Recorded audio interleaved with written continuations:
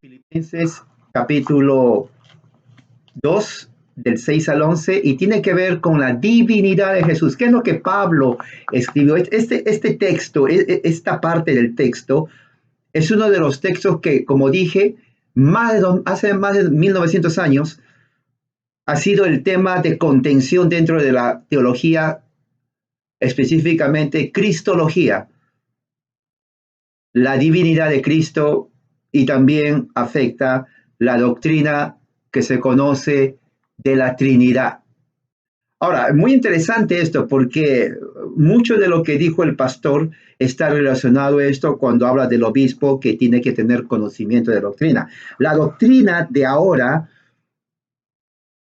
que 2020, si usted viene de una iglesia evangélica, los evangélicos como movimiento nació en este siglo pasado, menos de 100 años tiene. O sea, no tiene una teología. Si tiene una teología, es una teología prestada. Es una teología prestada. Pero dentro de la Iglesia Católica Romana, que se extiende por siglos, entonces cuando uno estudia historia de la teología, no teología, sino la historia de la teología, uno va a partir principalmente de los escritos de las escrituras griegas. Ahora, dentro de las escrituras griegas también hay mucha controversia por muchas razones. Uno, por los manuscritos griegos. El que cree en cierta clase de manuscritos no va a aceptar la otra clase de manuscritos, y eso es dogmática. No lo acepta porque, por muchas razones, ya sea por la fecha, ya sea por las contradicciones que hay, por las variaciones del texto, y el otro campo tampoco va a aceptar los manuscritos de la otra parte, por la misma razón, por la fecha, por las variaciones y otras circunstancias más. Eso es por un lado. Por otro lado, la interpretación, porque inclusive dentro de aquellos que aceptan ciertos manuscritos, también hay ciertas discrepancias en cómo interpretar el texto. Entonces ahí ya no es en cuanto a los manuscritos, sino interpretación de los textos. ¿Cómo se interpreta el texto en este manuscrito que estamos de acuerdo es el correcto? Pero la interpretación entonces viene ahí a jugar un papel muy importante. Entonces, inclusive si estamos de acuerdo a la interpretación, entonces surge otras condiciones más. Bueno, sí estamos de acuerdo en esto, pero ¿cómo se aplica ahora? ¿Cómo se explica? Entonces, si vemos la historia de la teología cristiana, es algo tan fascinante, hermanos, tan fascinante, que de por sí es una materia en sí propia de estudio, cómo se desarrolla la historia. Uno de esos es la cristología, cómo Jesús se convierte en Dios. Hay un tema muy importante. El tema cómo Cristo se convirtió en Dios no es que tiene que ver más que todo cómo los discípulos y los padres de la iglesia entendieron a Jesucristo. ¿Lo entendieron como Dios? ¿Lo entendieron solamente como Mesías? ¿O lo entendieron solamente como Señor? Si es Mesías, ¿implica que Mesías implica a Dios o simplemente implica a alguien que es ungido por Dios como un profeta? Si es profeta, ¿cuál es la diferencia de él como profeta, que se llama hijo de Dios, otro profeta del Antiguo Testamento como Isaías? Isaías nunca se llamó hijo de Dios, pero es profeta. Jesús se llama profeta, pero él dice yo soy hijo de Dios. Es más, aunque estemos de acuerdo que es hijo de Dios, ¿cómo interpretamos cuando él dice soy hijo de Dios? De repente yo lo entiendo, hijo de Dios es Dios, otro le dice no, hijo de Dios no implica que es Dios, implica que es enviado por Dios. Para otros significa, bueno, hijo de Dios significa un profeta, pero tiene un inicio. Otros dicen, no, es que él está en su etapa encarnada y ya tenía otra etapa preencarnada, o sea, la preexistencia de Jesús. Entonces, si nos damos cuenta, hay cantidad de preguntas en cuanto a la cristología, y eso hace para el estudioso de la Biblia, para el estudioso de la teología, porque una cosa es estudiar el texto y otra cosa es sacar la conclusión teológica de ese texto. Por ejemplo, hay estudiosos del texto, nada más, pero hay otros estudiosos que no estudian solo el texto, sino que sacan la teología del texto. Y eso es muy importante saber. Uno puede estudiar la Biblia del punto de vista literario y conocerlo bien todas las partes. Pero otro viene y dice, bueno, ahora que conocemos la Biblia, ahora vamos a sacar la teología que enseña la Biblia. Y ahí está el punto en donde tiene que ver con la teología. Porque el método, cómo vamos a interpretar un texto, puede ser diferente al método que otra persona por interpretar el propio texto. Es ahí en donde surgen diferentes teologías. Y en cuanto a Cristo, cuando uno estudia la historia de la teología, va a encontrar diferentes, y eso en los primeros 500 siglos de la historia de la iglesia, se va a encontrar en el mundo griego, ¿no? Muchas palabras que hoy en día no se conocen.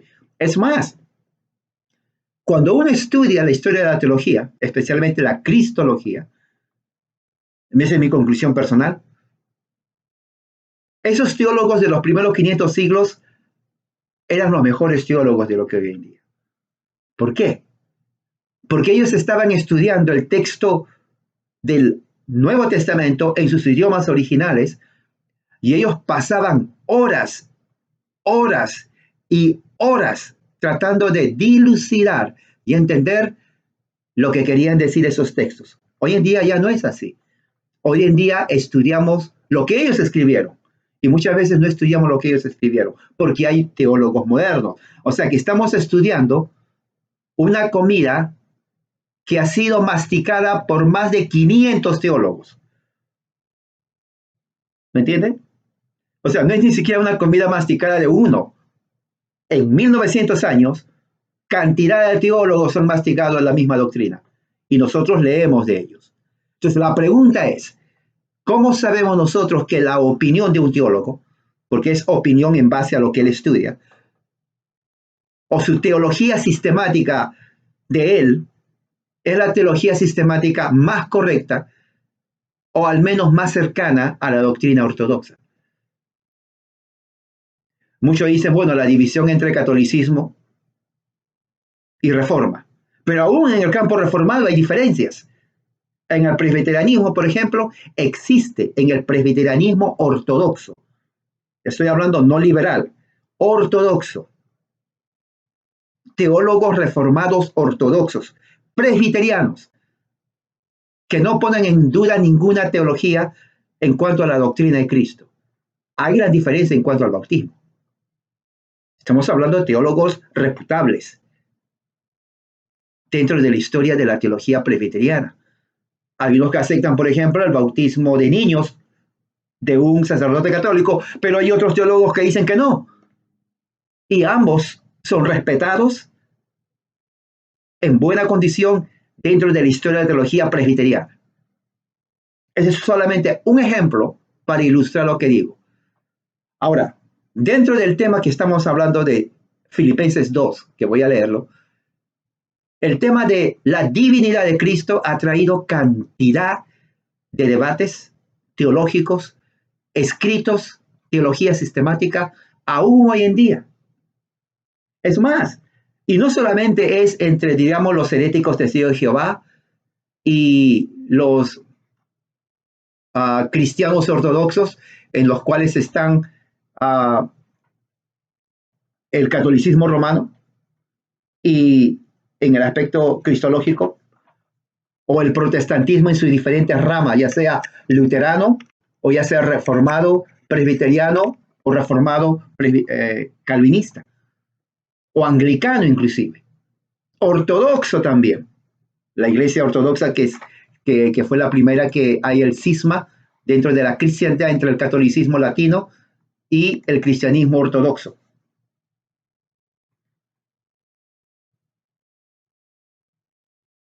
Vamos a leer este texto, Filipenses capítulo 2, versículos del 6 al 11. Y voy a empezar leyendo la traducción del Nuevo Mundo, aquí está en español, de los Testigos de Jehová, porque ellos dicen que su traducción es la más perfecta y la mejor, de acuerdo al original de los manuscritos griegos. Yo he estudiado con ellos por años. Tengo cantidad de versiones en inglés y en español del Nuevo Testamento. He comparado. Tenemos el milagro del Internet, que aunque usted no tenga esas Biblias, usted puede hacer Google en la Internet y ver todas las versiones que existen en el español, si habla español. En inglés hay más todavía, cantidad. Y usted puede comparar. Yo hice una comparación que ahorita me faltaría tiempo para eso, tal vez una hora para hacer todas las comparaciones. Pero quiero leer esto y luego ver lo que dice las versiones que tenemos aquí. Filipenses capítulo 2. Aquí, este es de ellos, para que no digan que estoy leyendo algo que no es. Aquí está. Filipenses 2, según la versión de traducción del Nuevo Mundo de las Santas Escrituras. Esta es la versión 1985. 1985. Dice así en el Filipenses 2, del 6 al 11. Dice así: ¿quién, aunque existía en la forma de Dios, no dio consideración? ¿Alguien tiene el micrófono prendido? Por favor, si lo puede apagar. Alguien tiene el micrófono y se escucha el ruido atrás. Se escucha un ruido. Si alguien tiene el micrófono, por favor, apáguenlo. Porque se escucha el ruido. Todo se escucha. Por más que no hable, se escucha el ruido. Así, el micrófono es muy poderoso. Quien, aunque existía en la forma de Dios, no dio consideración a un arrebatamiento a saber que debiera ser igual a Dios.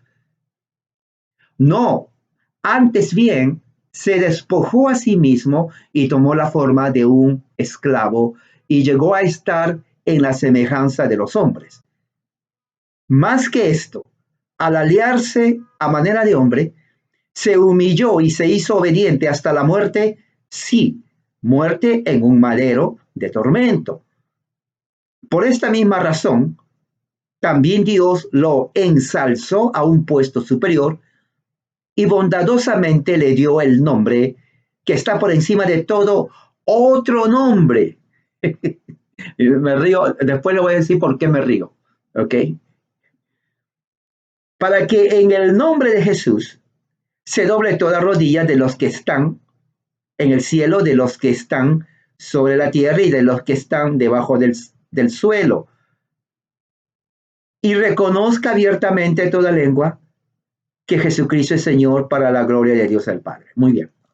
Esta es la versión testigo de Jehová, que cuando van a su casa le van a enseñar esta Biblia. Ellos, si ustedes les enseñan esta Biblia, le van a decir no. Cuando han venido testigos a mi casa, ya no vienen porque ya saben que aquí salen muertos intelectualmente. Ya me conocen. Pero cuando venían antes les decía: ¿van a leer la Biblia? Sí, Señor, lea de mi Biblia. No querían leerla. Digo, no, pero ¿por qué no? Por ejemplo, ¿dónde está Génesis? Le digo. El primer libro. Ya ve que conoce. Sí, pero no podemos leer su Biblia. ¿Pero por qué no? ¿Dónde está Revelaciones o Apocalipsis? El último libro. Eso se conoce. Lea de mi Biblia. No. No querían leer de mi Biblia. Rechazaban totalmente. Y claro, yo sabía por qué. Porque yo conozco el truco de ellos. Estudian su Biblia, pero el método que estudian no es un método adecuado. Ahora, en cuanto a traducción, ahí es la parte muy importante. Ahora, a mí me sorprende, y eso les digo en verdad, que de entre todas las sectas que existen, adventistas, mormones, ciencia cristiana, pentecostales y los testigos de Jehová, los más dedicados y sistemáticos son los testigos de Jehová. Sí, tienen una disciplina envidiable. Ellos no pierden el tiempo como el evangélico o el pentecostal. Ellos no pierden el tiempo en saltar y ser emocionalistas. Ellos no pierden el tiempo en eso. Ellos invierten su tiempo en estudiar su escritura. Lo estudian mal, es herético, pero su dedicación su tiempo de dedicar a estudiar, a memorizar. Es increíble. Por eso que cuando ellos van a su casa, ellos no llevan a cualquiera para hablar. Hay alguien siempre que está aprendiendo. Pero si usted ha hablado con ellos y no está preparado, le doy un consejo. Nunca hable con ellos. Se los digo de corazón. No hable con ellos. No, no, de verdad. No, no estoy bromeando. Usted va a salir destrozado de ellos. De veras. Y no se trata de insistir en algo, no. Porque ellos van a querer pruebas. Si usted no puede probar lo que usted dice, por favor, no hable con ellos. Se los digo de corazón. En cuestiones de religión y doctrina, hay que tener mucho cuidado. Ellos no creen nada, y estoy de acuerdo en eso, de que el Espíritu me dio una revelación. Esas cosas no entran en teología. En teología, como ciencia, entra la evidencia histórica. Si no hay evidencia escritural, entonces mejor no diga nada, porque usted va a caer mal. Y eso sucede también con los apologistas católicos romanos. No es suficiente decir, ustedes adoran a la Virgen. Eso no es argumento en contra de la teología reformada, católica romana. Créanme, no es argumento. Se ríen en su cara. Usted tiene que demostrar por qué. Tiene que demostrarlo. Si usted encuentra a un católico bien informado, le vuelvo a decir, tampoco hable con ellos, porque va a salir mal parado. Se lo digo en verdad. Yo sé lo que le digo. En cuestión de teología, los menos educados en teología, en Biblia, no es el vecino que está a su lado, es el evangélico, es el pentecostal. Tristemente así es. Por eso pregunto, ¿por qué entran al evangelicalismo cuando no quieren estudiar la Biblia? Es una pregunta justa. Cuando se trata de estos puntos de la cristología, uno tiene que conocer lo que está hablando. Filipenses capítulo 2, del 6 al 11, viene a ser el argumento central que niega, según los testigos de Jehová y otros unitaristas o que niegan la Trinidad, la evidencia central que el apóstol Pablo nunca quiso demostrar, ni decir, ni enseñar que Jesucristo es Dios. Al contrario, es la evidencia escritural en donde demuestra que Jesús es solamente un hombre. No tuvo principio. Y él lo dice ahí. Claro, cuando vamos a las otras versiones, por ejemplo, aquí tengo conmigo la versión, la Reina Valera contemporánea, que casi no hay ninguna diferencia con la Reina Valera de 1960, casi no hay diferencia. Pero, ¿dónde está aquí? Voy a buscar la Biblia de las Américas. Es una versión que leo, prácticamente yo leo casi todas las versiones, ahora que está con internet leo todas las versiones. Veo las diferencias textuales en inglés generalmente, ahora en español también hay. Voy a leer la versión Reina Valera, capítulo 2 del 5, porque es la que la gran mayoría de evangélicos tienen, del 6 al 11. Dice así, quien siendo en forma de Dios, no estimó ser igual a Dios como cosa que aferrarse. Fíjese que aquí dice aferrarse es agarrar. Sin embargo, aquí la versión de los testigos dice como consideración a un arrebatamiento. Ahora les digo por qué van a decir eso, por qué lo ponen. Por eso me río, porque los testigos de Jehová, no me quiero enojar con ellos, pero hacen unos malabares increíbles. Dice, 7, sino que se despojó a sí mismo,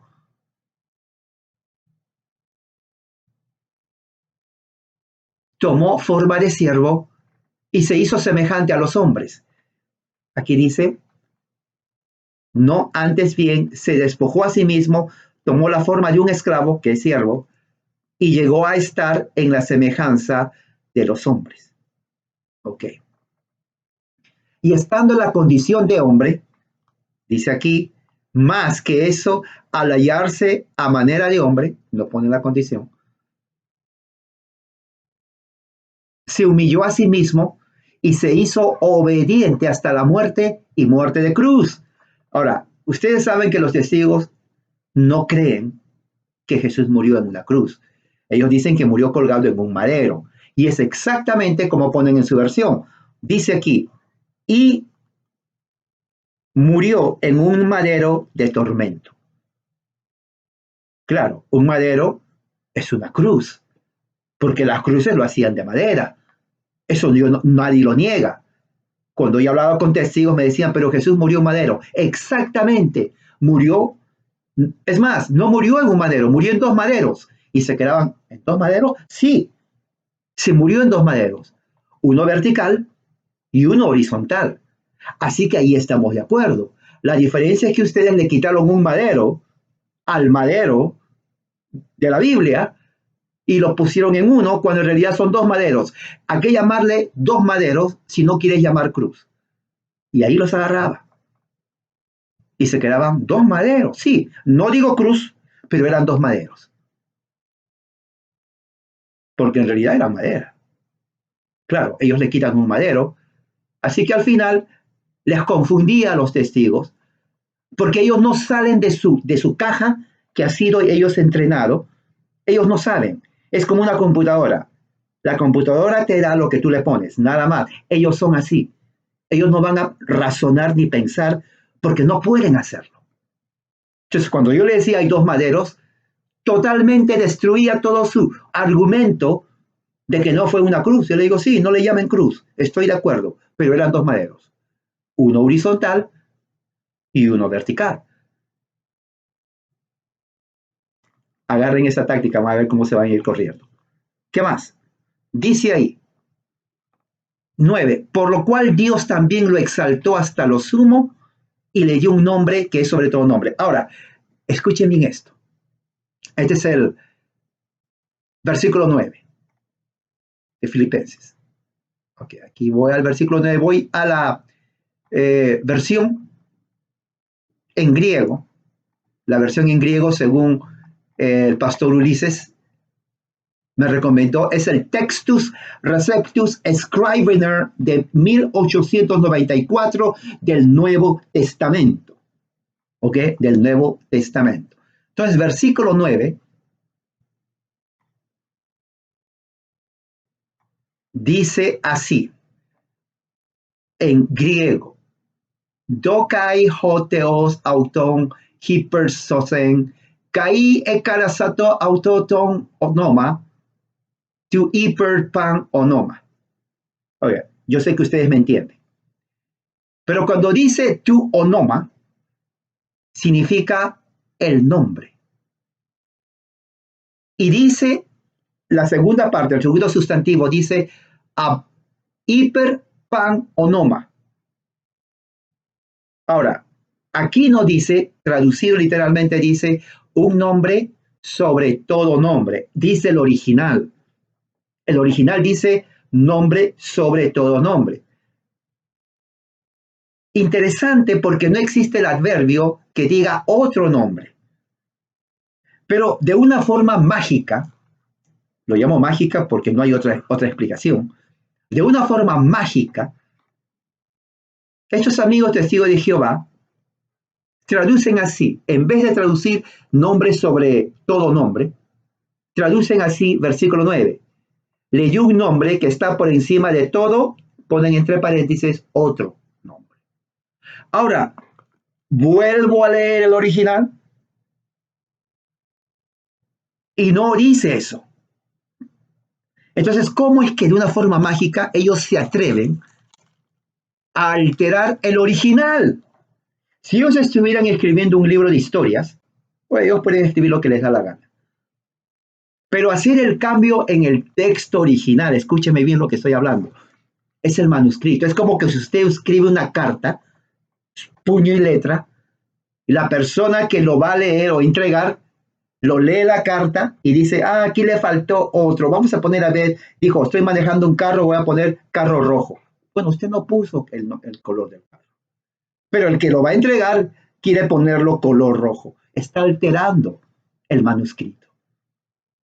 Y quien quiera que lo lea va a pensar que realmente es un color rojo, cuando no es. Entonces los testigos justifican en base a su teología. ¿Se acuerdan que al principio, mi introducción, dije la teología tiene mucho que ver con la forma como narra el texto? Una forma es estudiar el texto. Estamos estudiando el texto. Pero ahí no termina. El otro paso es cómo interpretamos ese texto.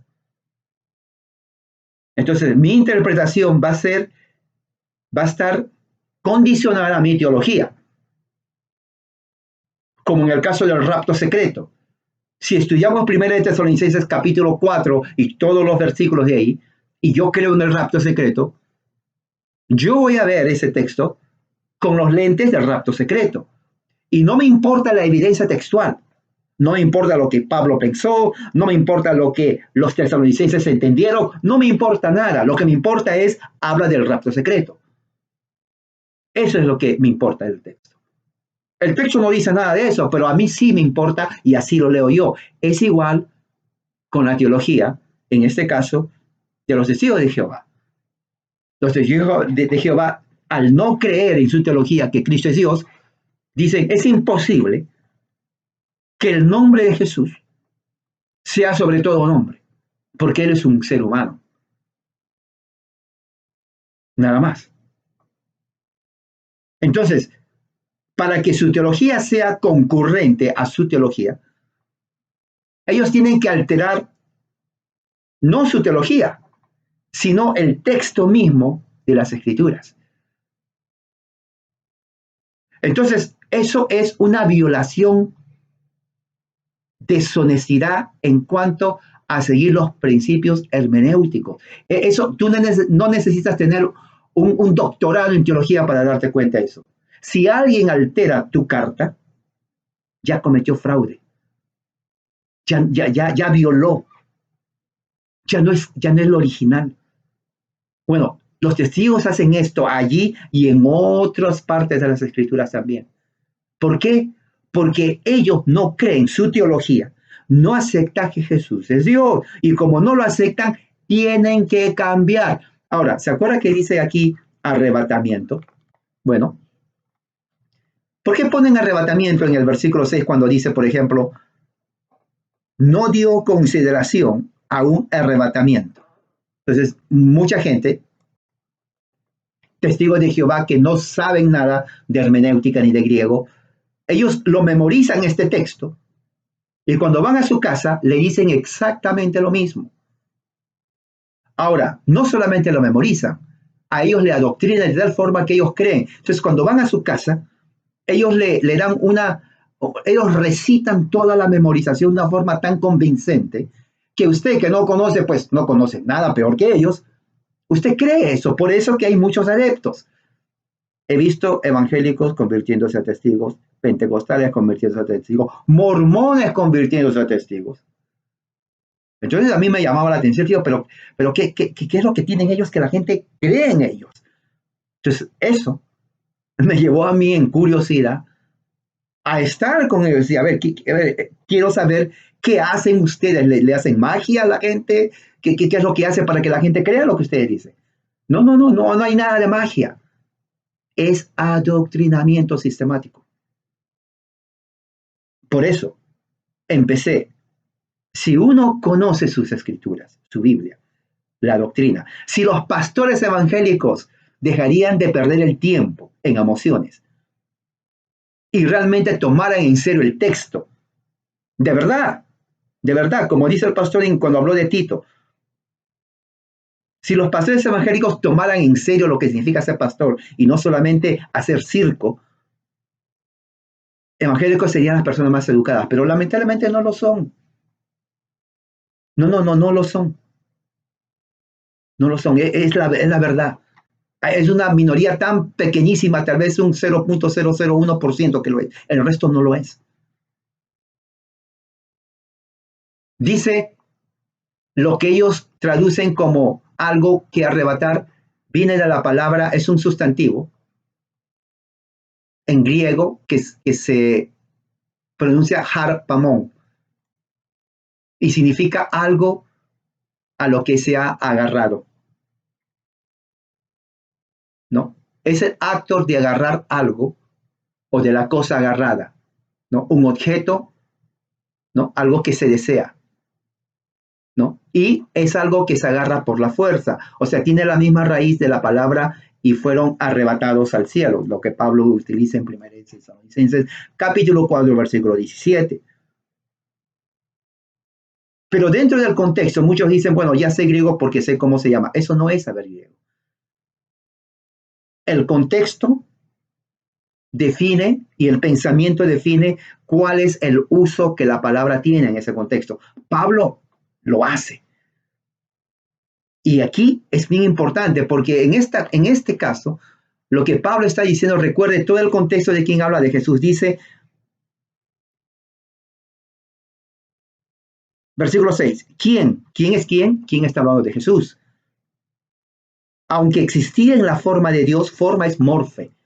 Ahora, eso también tiene otro significado, porque inclusive dentro de los teólogos ortodoxos, muchos entienden forma como la esencia interna de Jesús. Forma de Dios, la esencia interna de Jesús.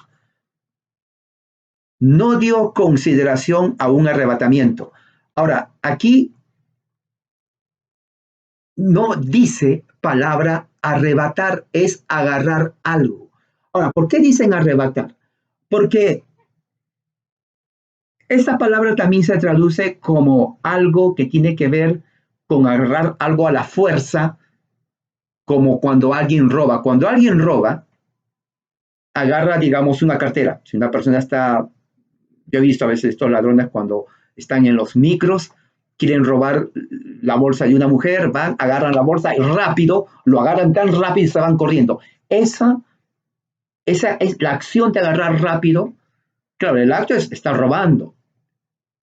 Muchos utilizan en el antiguo griego robar utilizando esta palabra, pero su significado significa agarrar algo fuerte y no dejarlo ir. Y rápido. Ahora, el contexto no dice que está arrebatando. El contexto de lo que Pablo está diciendo es que él, teniendo la forma de Dios, Jesús no se agarró de una forma fuerte a su realidad como algo para no dejarlo ir. Por eso dice en el 7, más bien se despojó, se vació a sí mismo. O sea, el 6 va con el 7 junto. El 6 va con el 7. Entonces, ¿por qué dicen ellos la palabra arrebatar? Porque eso les ayuda a su argumento de demostrar que Jesús no es Dios. Lo voy a explicar por qué. De repente es algo que tampoco usted sabe. Elemental, doctrina elemental, que se enseña en las iglesias ortodoxas, inclusive católicas y protestantes que vinieron después.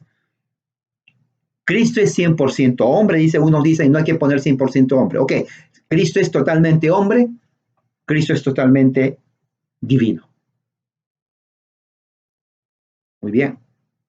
Cuando Cristo vino a la tierra, ¿no? Él no dejó de ser Dios.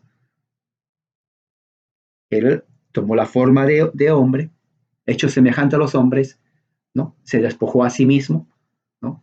Tomando la forma de siervo. ¿Por qué siervo? Porque en la forma humana que él toma se somete a la voluntad del Padre, pero no deja su divinidad. Entonces los testigos ven un problema teológico con eso.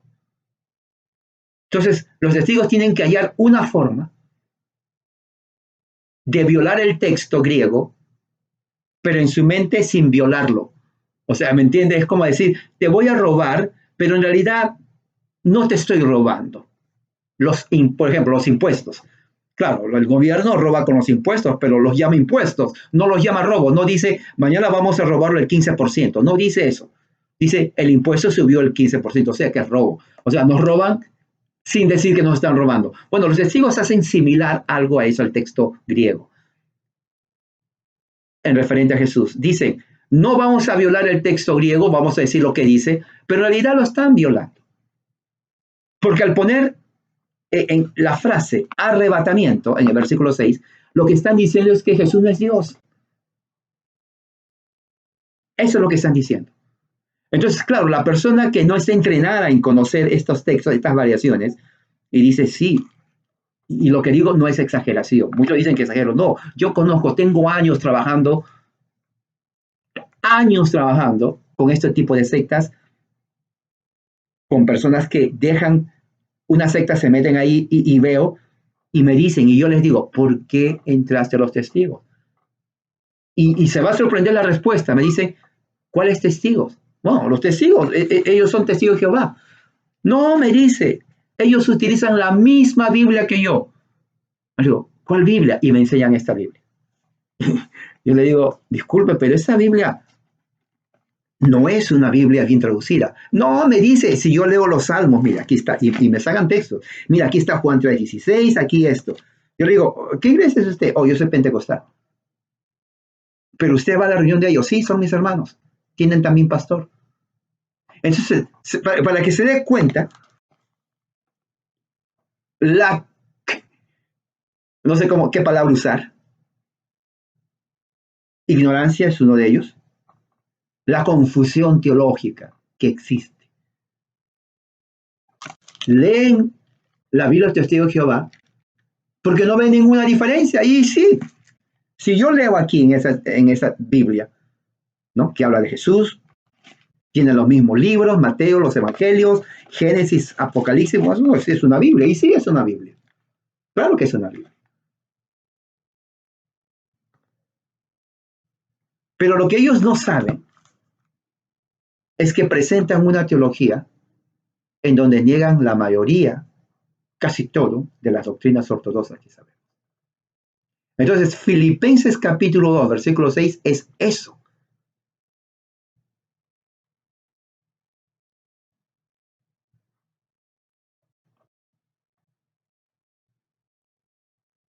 Tengo aquí conmigo 1, 2, 3, 4, 5, 6, 7, 8 manuscritos griegos, en griego. Tengo el texto recepto Scrivener, que estoy utilizando, 1894. Tengo el texto recepto El Vesir, de 1624. El texto recepto Besa, ¿no?, de Teodoro Besa, 1598. Tengo el texto recepto Stephanus, 1550. Tengo el texto mayoritario bizantino del año 2000. Tengo el texto mayoritario bizantino de la familia 35. Tengo el texto recepto Variantes del Nuevo Testamento, entre los que están el texto recepto, el mayoritario bizantino y el alejandrino. Están en griego, Filipenses, capítulo 2, ¿no?, versículo 6. Ahora, en todos ellos no hay ninguna diferencia. Y cuando se traduce, ellos no traducen, como dice aquí, arrebatamiento. Ellos no traducen eso.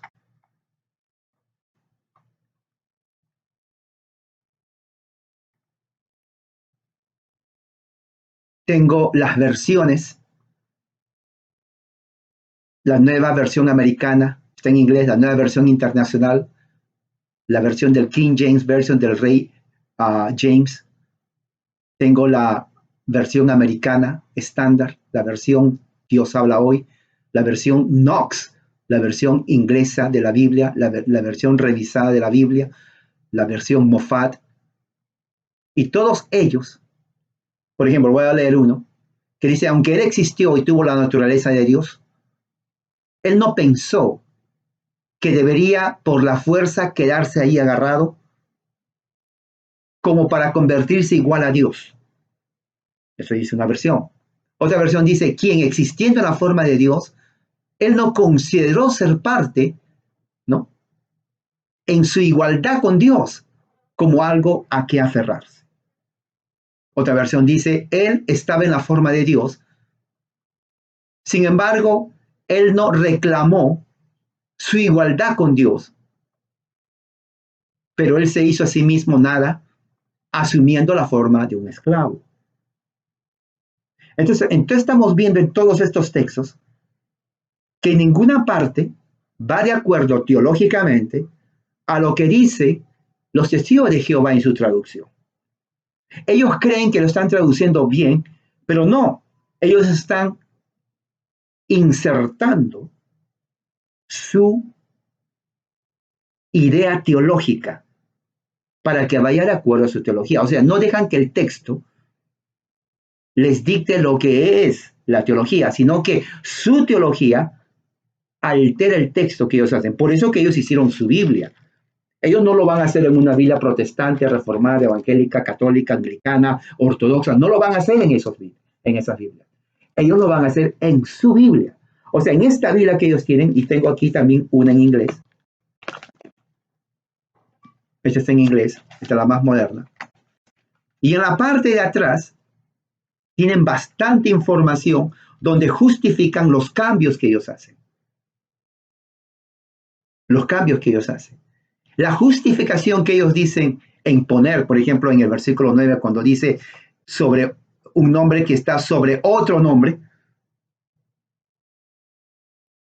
ellos dicen es por la sencilla razón de que solamente hay un Dios. ¿Se dan cuenta de su teología? Ellos son unitarios, no son trinitarios.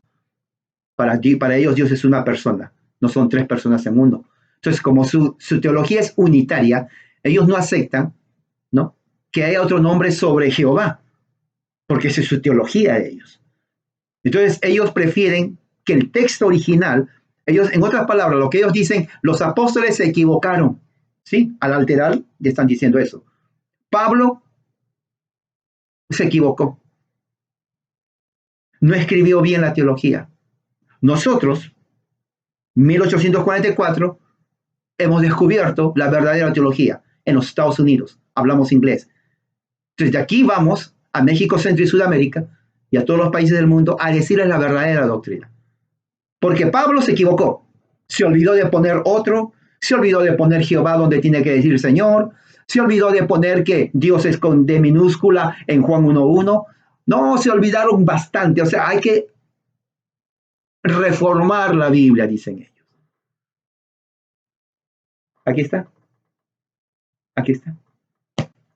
Entonces, dentro de la teología de la cristología de Filipenses 2:6,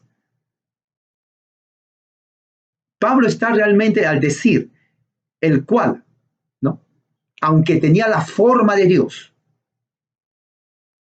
no consideró algo a que aferrarse, a que agarrarse fuerte. Lo que está diciendo ahí es que Jesús no dice que él dejó de ser Dios, sino que está admitiendo la divinidad de Jesús. Los testigos saben que ese pasaje es muy fuerte. He leído cantidad de sus explicaciones. El milagro del internet, usted puede leerlos. En todos sus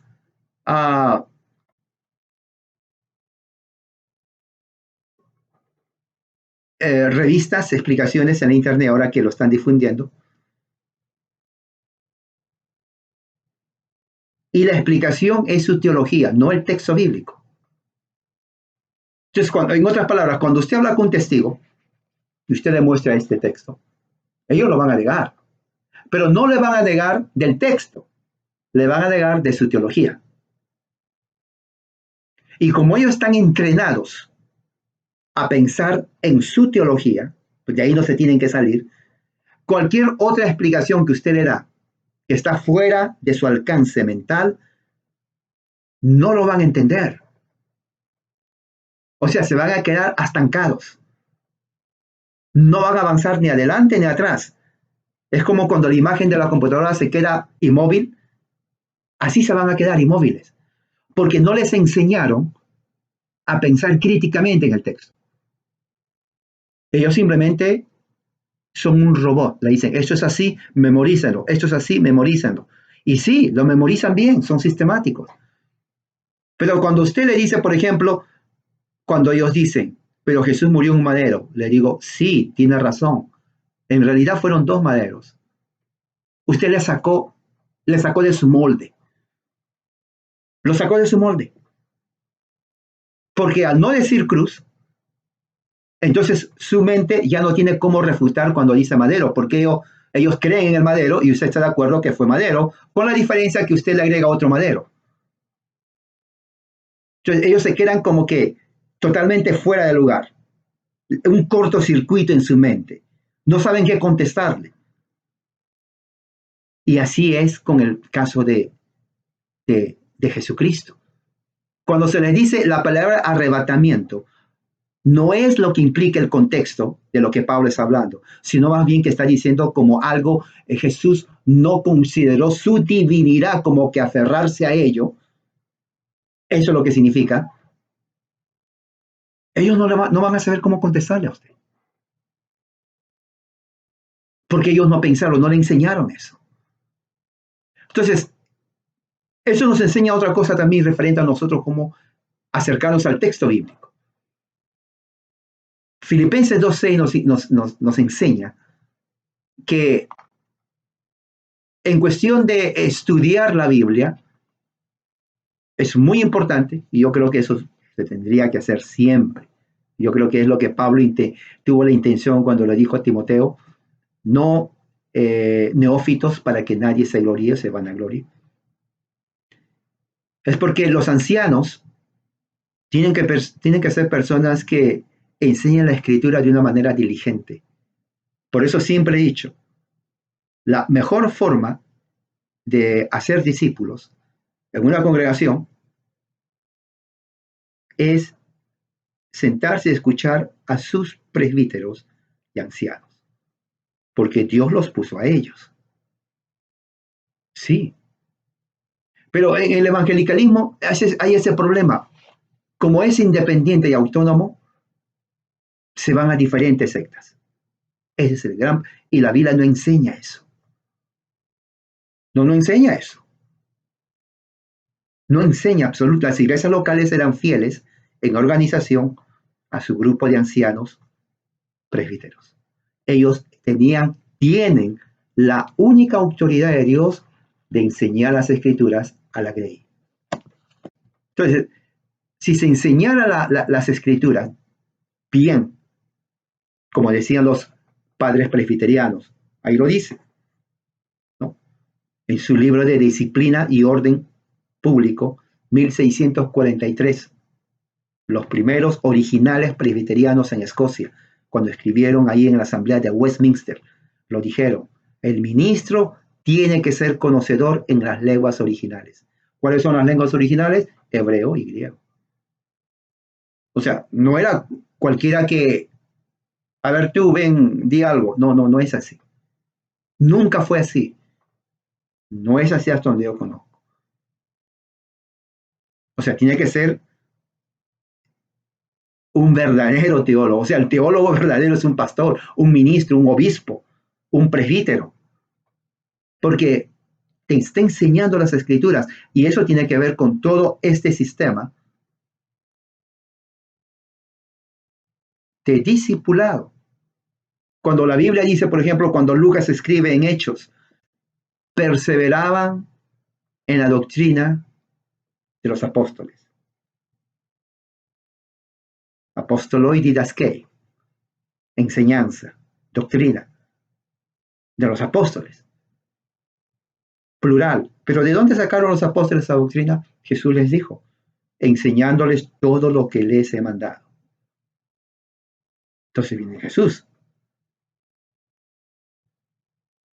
Entonces estamos viendo ahí algo sumamente importante, hermanos. La única forma que la iglesia de Cristo puede, no hay otra forma que yo sepa, de verdad, si usted conoce otra, dígamelo, pero la única forma es la enseñanza fiel, completa y honesta de las escrituras en la iglesia. No hay otra. Y eso no lo puede hacer cualquiera. No, no es que, a ver, déjame yo leer y voy a ver qué dice aquí. Usted puede meditar, está bien. Pero hay una iglesia local donde existe. Donde está, se espera que los ministros ahí, el grupo de ancianos y presbíteros conozcan la Biblia. Porque no fue escrito en español, fue escrito en griego y en hebreo. Algunas partes en arameo.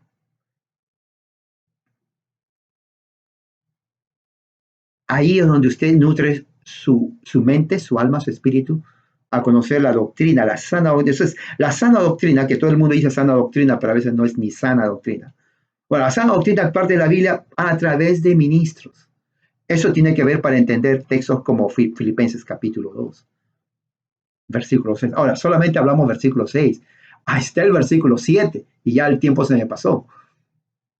Es más, prácticamente del 6 al 11 son 6, 7, 8, 9, 10, 11. Son como 7 versículos, 7 textos.